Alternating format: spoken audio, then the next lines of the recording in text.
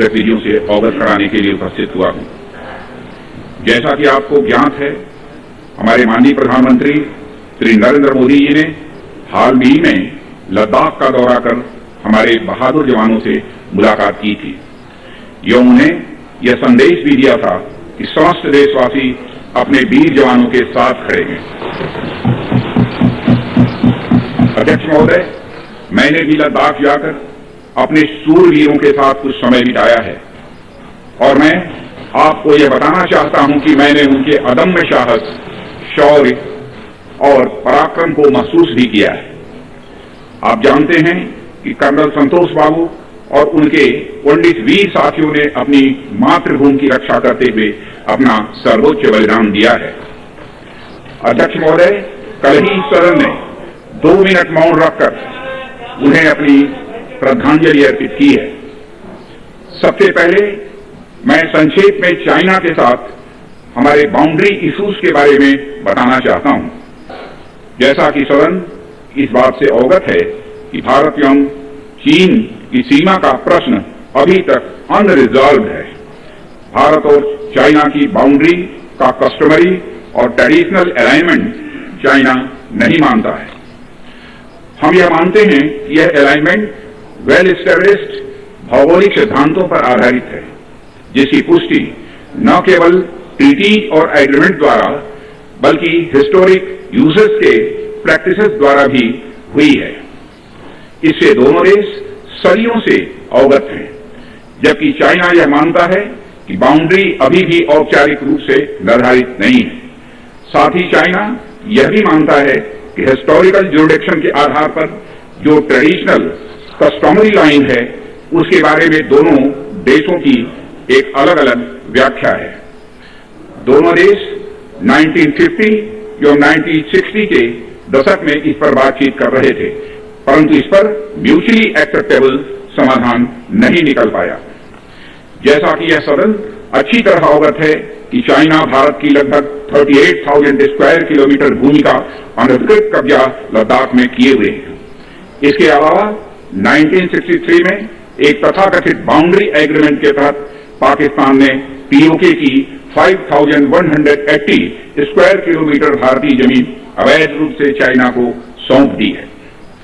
China Arunachal Pradesh की सीमा से लगे हुए लगभग 90,000 स्क्वायर किलोमीटर भारतीय क्षेत्र को भी अपना बताता है। अध्यक्ष महोदय, भारत तथा चाइना दोनों ने औपचारिक तौर पर यह माना है कि सीमा का प्रश्न एक जटिल मुद्दा है, जिसके समाधान के लिए पेशेंस की आवश्यकता है तथा इस इशू का फेयर, रीजनेबल और म्यूचुअली एक्सेप्टेबल समाधान शांतिपूर्ण बातचीत के द्वारा निकाला जाना चाहिए। अंतरिम रूप से दोनों पक्षों ने यह मान लिया है कि सीमा पर पीस और ट्रैंक्विलिटी बहाल रखना बाइलेटरल रिलेशंस को बढ़ाने के लिए यह अत्यंत आवश्यक है। मैं यह भी बताना चाहता हूं कि अभी तक इंडिया चाइना के बॉर्डर एरिया में commonly delineated line of actual control नहीं है और एलएसी को लेकर दोनों का परसेप्शन अलग अलग है। इसलिए पीस और ट्रैंक्विलिटी बहाल रखने के लिए दोनों देशों के बीच कई तरह के एग्रीमेंट्स और प्रोटोकॉल्स भी हैं। इन समझौतों के तहत दोनों देशों ने यह माना है कि एलएसी पर पीस और ट्रैंक्विलिटी बहाल रखी जाएगी, जिस पर एलएसी की अपनी अपनी रेस्पेक्टिव पोजीशन और बाउंड्री क्वेश्चन का कोई असर नहीं माना जाएगा। इस आधार पर वर्ष 1988 के बाद से दोनों देशों के बाइलेटरल रिलेशंस में काफी विकास हुआ था। भारत का मानना है कि बाइलेटरल रिलेशंस को विकसित किया जा सकता है तथा साथ ही साथ बाउंड्री मुद्दे के समाधान के बारे में भी चर्चा की जा सकती है, परंतु एलएसी पर पीस और ट्रैंक्विलिटी में किसी भी प्रकार की गंभीर स्थिति का बाइलेटरल रिलेशंस पर निश्चित रूप से असर पड़ेगा। अध्यक्ष महोदय, वर्ष 1993 और 1996 के समझौते में इस बात का जिक्र है कि एलएसी के पास दोनों देश अपनी सेनाओं की संख्या कम से कम रखेंगे। समझौते में यह भी है कि जब तक बाउंड्री इश्यूज का पूर्ण समाधान नहीं होता है, तब तक एलएसी को स्ट्रिक्टली रेस्पेक्ट और एडहेर किया जाएगा और उसका उल्लंघन किसी भी सूरत में नहीं किया जाएगा। इन समझौतों में भारत व चाइना एलएसी के क्लैरिफिकेशन द्वारा एक कॉमन अंडरस्टैंडिंग पर पहुंचने के लिए भी कमिटेड हुए थे। इसके आधार पर 1990 से 2003 तक दोनों देशों द्वारा एलएसी पर एक कॉमन अंडरस्टैंडिंग बनाने की कोशिश की गई, लेकिन इसके बाद चाइना ने इस कार्रवाई को आगे बढ़ाने पर सहमति नहीं जताई है। इसके कारण कई जगहों पर चाइना तथा भारत के बीच एलएसी परसेप्शंस में ओवरलैप है। इन क्षेत्रों में तथा बॉर्डर के कुछ अन्य इलाकों में दूसरे समझौतों के आधार पर दोनों की सेनाएं फेस ऑफ आज की स्थिति का समाधान निकालती हैं, जिससे कि शांति कायम हो। इससे पहले कि मैं सदन को वर्तमान स्थिति के बारे में बताऊं, अध्यक्ष महोदय, मैं यह बताना चाहता हूं कि सरकार की विभिन्न इंटेलिजेंस एजेंसीज के बीच कोऑर्डिनेशन का एक इलेबोरेट और टाइम टेस्टेड मैकेनिज्म है, जिसमें सेंट्रल आर्म्ड पुलिस फोर्सेज और तीनों हमारी आर्म्ड फोर्सेज की इंटेलिजेंस एजेंसीज भी शामिल हैं।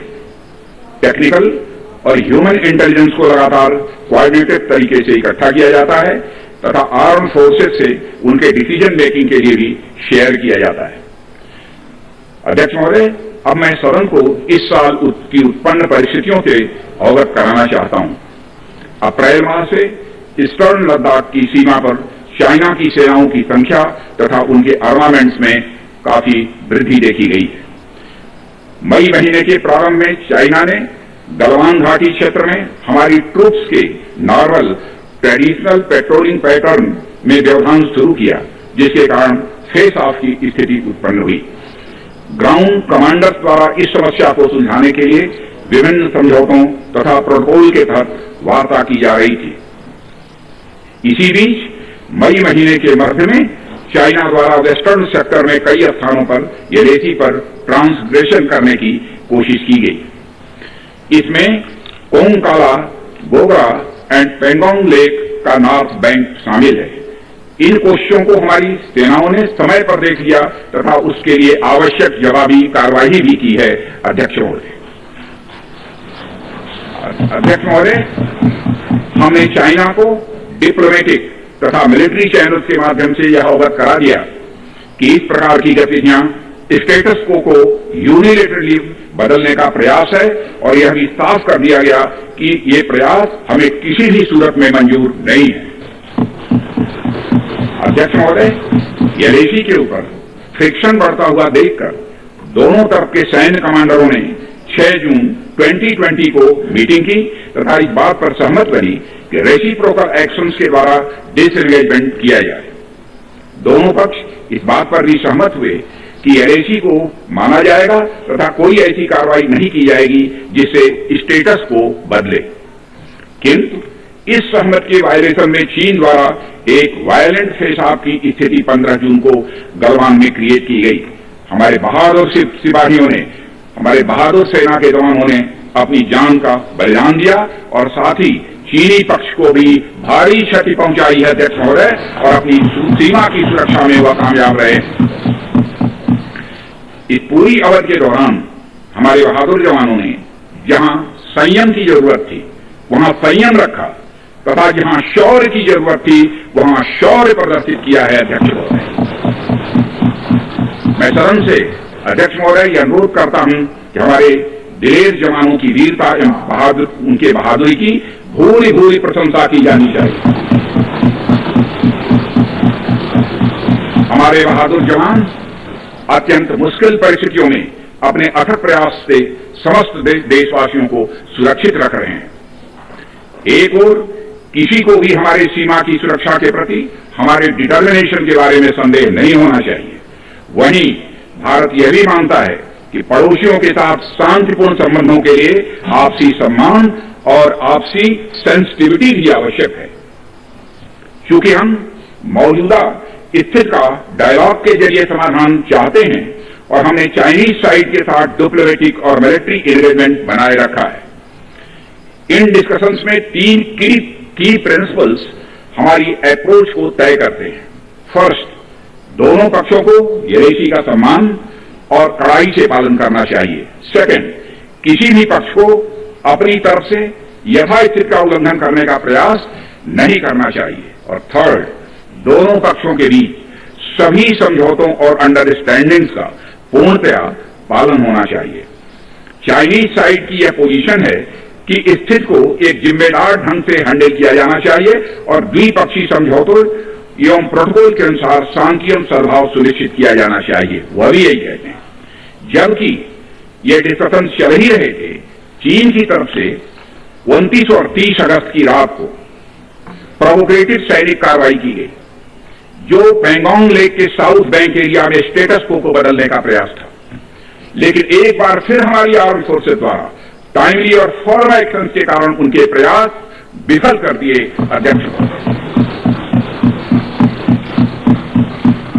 अध्यक्ष महोदय, जैसा कि उपर्युक्त घटनाक्रम से यह स्पष्ट है, चीन की कार्रवाई से हमारे विभिन्न द्विपक्षीय समझौतों के प्रति उसका डिसरिगार्ड पूरी तरह से दिखता है। चीन द्वारा ट्रूप्स की भारी मात्रा में तैनाती किया जाना, 1993 और 1996 के समझौतों का यह उल्लंघन है। यूएसी का सम्मान करना और उसका कड़ाई से पालन किया जाना सीमा क्षेत्रों में शांति और सद्भाव का आधार है और इसे 1993 या 1996 के समझौते में स्पष्ट रूप से यह स्वीकार भी किया गया है। जबकि हमारी आर्म फोर्सेस इसका पूरी तरह से पालन करती हैं। चाइनीज साइड की ओर से ऐसा नहीं हुआ है। उनकी कार्रवाई के कारण यूएसी के आसपास समय समय पर फेस ऑफ और फ्रिक्शंस भी पैदा हुए हैं। जैसा कि मैंने पहले भी उल्लेख किया, इन समझौतों में फेस ऑफ की स्थिति से निपटने के लिए विस्तृत प्रोसीजर्स और नॉर्म्स भी निर्धारित हैं। तथापि इस वर्ष हाल की घटनाओं में चाइनीज फोर्सेस का वायलेंट कंडक्ट सभी म्यूचुअली एग्रीड नॉर्म्स का पूरी तरह से उल्लंघन है। अभी की स्थिति के अनुसार चाइनीज साइड ने यूएसी और अंदरूनी क्षेत्रों में बड़ी संख्या में सैनिक टुकड़ियां और गोला बारूद मोबिलाइज किया हुआ है। पूर्वी लद्दाख और गोगरा और कोंकला और पेंगोंग लेक का नॉर्थ और साउथ बैंक पर कई फ्रिक्शन एरियाज हैं। चीन की कार्रवाई के जवाब में हमारी आर्म फोर्सेज ने भी इन क्षेत्रों में उपयुक्त काउंटर डिप्लॉयमेंट्स किए हैं अध्यक्ष महोदय, ताकि भारत के सिक्योरिटी इंटरेस्ट को पूरी तरह से सुरक्षित रखा जा सके। अध्यक्ष महोदय, मैं सदन को आश्वस्त रहना चाहिए कि हमारी आर्म फोर्सेज इस चुनौती का सफलतापूर्वक सामना करेंगी और हमारी आर्म फोर्सेज साथ ही साथ जिस प्रकार की उनके द्वारा आज भी कार्रवाई की जा रही है, जिस प्रकार से सीमा की रक्षा की जा रही है, हम सबको अपनी हमारी आर्म फोर्सेज के ऊपर गौरव है अध्यक्ष महोदय, गौरव की अनुभूति होगी। अभी जो स्थिति बनी हुई है उसमें सेंसिटिव ऑपरेशनल इश्यूज शामिल हैं, इसलिए मैं इस बारे में ज्यादा ब्यौरा का खुलासा यदि करना चाहूं तब भी नहीं कर सकता हूं अध्यक्ष महोदय। यह हमारी एक सीमा है और मैं आश्वस्त हूं यह सदन हमारी इस सेंसिटिविटी को भी समझेगा। और अध्यक्ष महोदय, मैं कोविड-19 के चैलेंजिंग समय में हमारी आर्म्ड फोर्सेस और आईटीबीपी के तेजी से डिप्लॉयमेंट हुई है और उनके प्रयासों को एप्रिशिएट किए जाने की जरूरत है।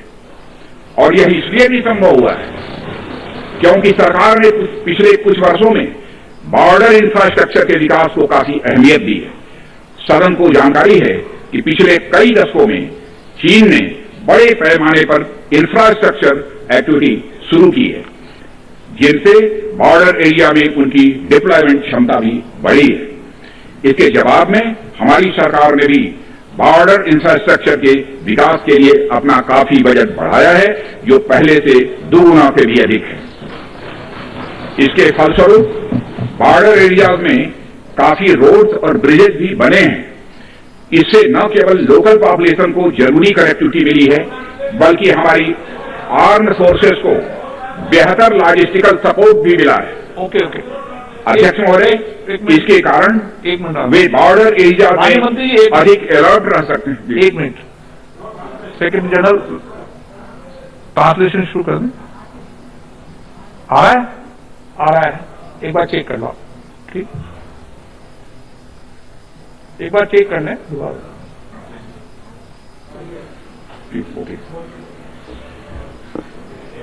अध्यक्ष महोदय, इसके कारण वे बॉर्डर एरिया में अधिक अलर्ट रह सकते हैं और जरूरत पड़ने पर बेहतर जवाबी कार्रवाई भी कर सकते हैं। आने वाले समय में भी सरकार इस उद्देश्य के प्रति पूरी तरह से कमिटेड रहेगी, यह मैं सदन को आश्वस्त करना चाहता हूं। आदरणीय अध्यक्ष महोदय, मैं इस बात पर बल देना चाहूंगा कि भारत हमारे बॉर्डर एरिया में मौजूदा मुद्दों का हल शांतिपूर्ण बातचीत और कंसल्टेशन के जरिए किए जाने के प्रति कमिटेड है। इस उद्देश्य को पाने के लिए मैं अपने चाइनीज काउंटर पार्ट से 4 सितंबर को मॉस्को में मिला और उनसे हमारी इन डेप्थ डिस्कशन भी हुई। मैंने स्पष्ट तरीके से हमारी चिंताओं को चीनी पक्ष के सामने रखा, जो उनकी बड़ी संख्या में ट्रूप्स की तैनाती और उनका एग्रेसिव बिहेवियर और यूनिलेटरी स्टेटस को बदलने की कोशिश से रिलेटेड था। मैंने यह भी स्पष्ट किया कि हम इस मुद्दे को शांतिपूर्ण ढंग से हल करना चाहते हैं और हम चाहते हैं कि चीनी पक्ष हमारे साथ मिलकर काम करे। वहीं हमने अध्यक्ष महोदय यह भी स्पष्ट कर दिया कि हम भारत की सॉवरेनिटी और टेरिटोरियल इंटीग्रिटी की रक्षा के लिए पूरी तरह से डिटरमिन्ड हैं। इसके बाद मेरे कोलीग विदेश मंत्री श्री जयशंकर जी भी 10 सितंबर को मॉस्को में चाइनीज विदेश मंत्री से मिले। दोनों एक एग्रीमेंट पर पहुंचे कि यदि चाइनीज साइड द्वारा सिंसियरली और फेथफुली एग्रीमेंट को इंप्लीमेंट किया जाता है तो कंप्लीट डिसएंगेजमेंट प्राप्त किया जा सकता है और बॉर्डर एरिया में शांति स्थापित हो सकती है। अध्यक्ष महोदय, जैसा कि सभी सम्मानित सदस्यों को जानकारी है कि बीते समय में भी चीन के साथ हमारे बॉर्डर एरिया में लंबे स्टैंड ऑफ की स्थिति यह कई बार बनी है, जिसका शांतिपूर्ण तरीके से समाधान भी किया गया था। हालांकि इस वर्ष की स्थिति, चाहे वो ट्रूप्स की स्केल ऑफ इन्वॉल्वमेंट हो या फ्रिक्शन पॉइंट्स की संख्या हो, वह पहले से बहुत अलग है। फिर भी हम मौजूदा स्थिति के शांतिपूर्ण समाधान के लिए पूरी तरह से कमिटेड हैं। इसके साथ साथ मैं सदन को आश्वस्त करना चाहता हूं कि हम सभी परिस्थितियों से निपटने के लिए भी तैयार हैं।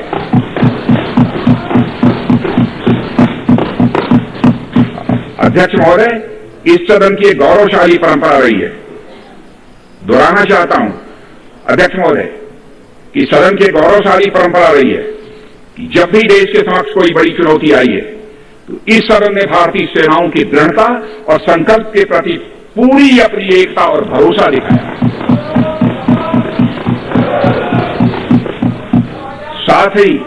साथ ही सीमा क्षेत्र में तैनात अपने बहादुर सेना के जवानों के शौर्य, पराक्रम और सीमा की सुरक्षा के प्रति उनकी प्रतिबद्धता पर पूरा इस सदन ने विश्वास व्यक्त किया है। अध्यक्ष महोदय और अध्यक्ष महोदय, मैं आपको यह विश्वास दिलाना चाहता हूं कि हमारे आर्म्ड फोर्सेस के जवानों का जोश एवं हौसला बुलंद है, इस पर किसी को संदेह नहीं होना चाहिए। माननीय प्रधानमंत्री जी के बहादुर जवानों के बीच जाने के बाद हमारे कमांडर तथा जवानों में यह संदेश गया है कि देश के 130 करोड़ आदिवासी जवानों के साथ खड़े हैं। उनके लिए बर्फीली ऊंचाइयों के अनुरूप विशेष प्रकार के गर्म कपड़े, उनके रहने का स्पेशलाइज्ड टेंट तथा उनके सभी अस्त्र शस्त्र एवं गोला बारूद की पर्याप्त व्यवस्था की गई है। अध्यक्ष महोदय, हमारे जवानों का यह संकल्प सराहनीय है कि दुर्गम ऊंचाइयों पर जहां ऑक्सीजन की कमी है तथा तापमान 0 से नीचे है, उनके उत्साह में कोई कमी नहीं आती है और वे सियाचिन, कारगिल और आदि ऊंचाइयों पर अपना कर्तव्य इतने वर्षों से लगातार निभाते आ रहे हैं।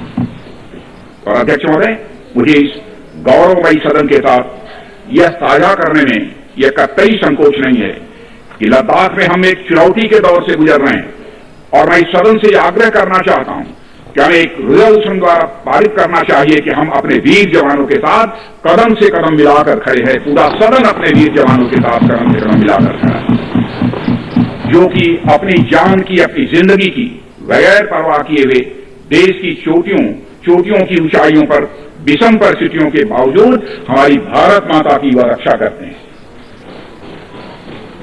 यह समय है जब यह सदन अपने सशस्त्र सेनाओं के साहस और वीरता पर पूर्ण विश्वास जताते हुए उनको यह संदेश भेजे यह सदन और सारा देश सशस्त्र सेनाओं के साथ है, जो भारत की संप्रभुता और अखंडता की रक्षा में लगातार जुटे हुए हैं।